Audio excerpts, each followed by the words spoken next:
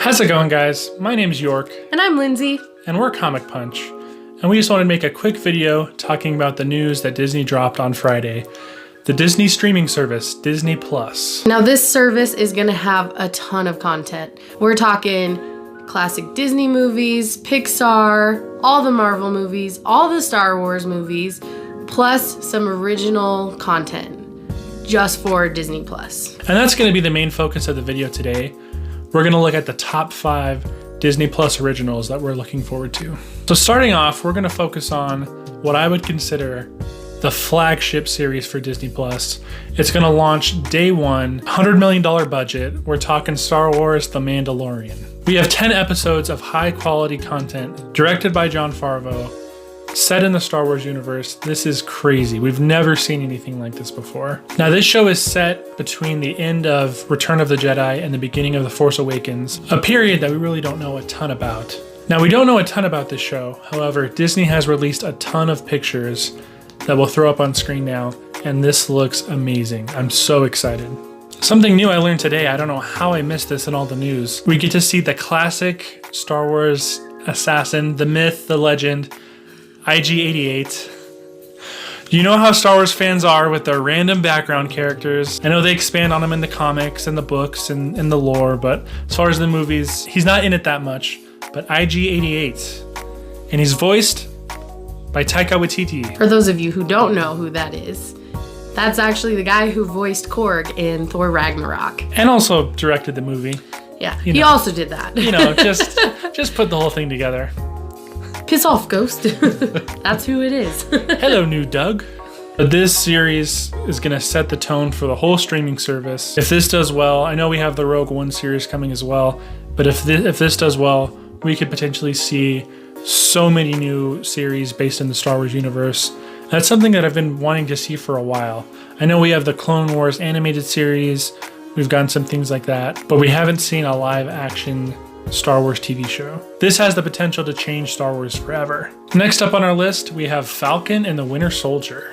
We don't know a whole lot about it. We have a logo. We know that Sebastian Stan and Anthony Mackie will both be returning to reprise their roles. It's supposed to be released within the first year of Disney Plus dropping. Other than that, we don't have a lot of information. Kevin Feige has confirmed that all of these Marvel shows on the Disney Plus service will have ramifications from the movies.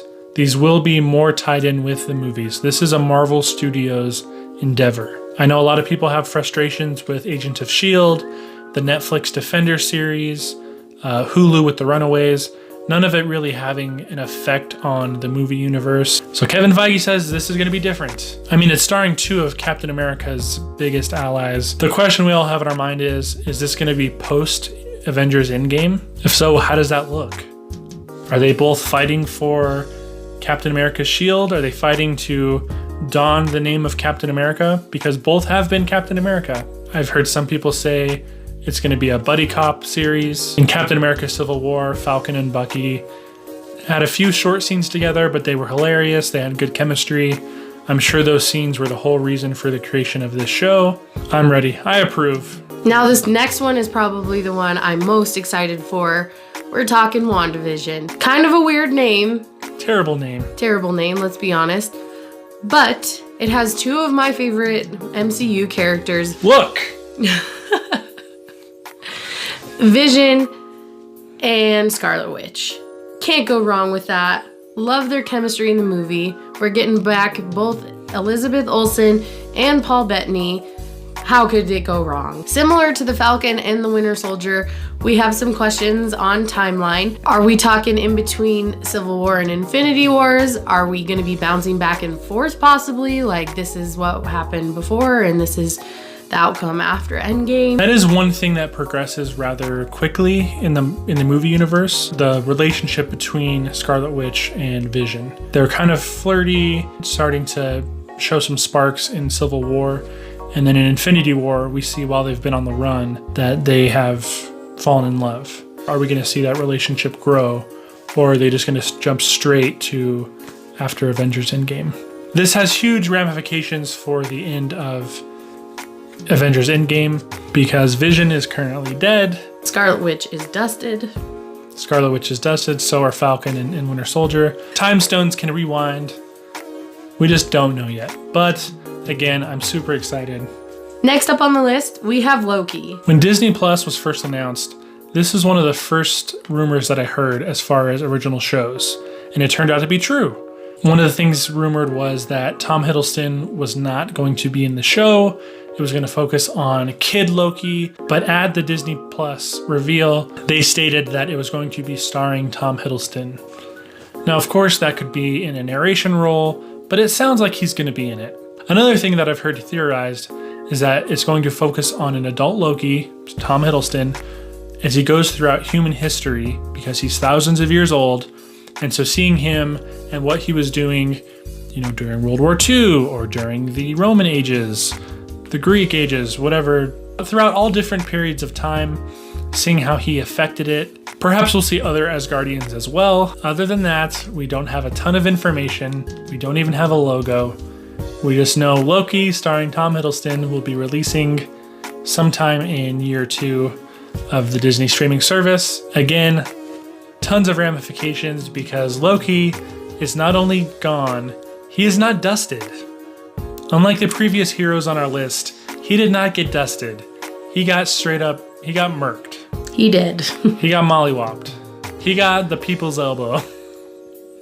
I don't know what any of these mean. You don't know what the people's elbow is. It's the most electrifying move in sports entertainment today. Oh, the people's elbow! I doubt this series takes place post-Avengers Endgame, but it might. That would, of course, mean that Loki came back. Maybe Thanos was wrong. Maybe there were resurrections again this time. More Loki. More Loki. More Marvel. We're up all night to get Loki. Legend of the Phoenix. Now, the last one on our list is What If. Now, this one is huge. Now, I loved these books as a kid. Just seeing random things. What if Spider-Man joined the Fantastic Four? What if Wolverine became the Punisher and it was set during World War II? So seeing this in the form of a series is really awesome. Now, we do know that this is going to be animated. However, it is going to be voiced by the MCU actors. We know that episode 1 is going to focus on what if Peggy Carter was given the super soldier serum instead of Steve Rogers. So we know that Haley Atwell will return as Peggy Carter and that Chris Evans will voice Captain America, which is huge. So even if Chris Evans is done as Captain America in the movies after Endgame, we still get one more appearance from him in the form of this cartoon, which is awesome. Of course, unlike the other shows on this list, this has no implications for the movies. This is not canon. This is purely hypothetical. What if? I mean, it's the name of the show, but it's kind of just for fun. Something we all do. We all talk about, like, what if? Comic fans have been doing this for as long as comics have been around. What if this happened instead? Who would win in a fight?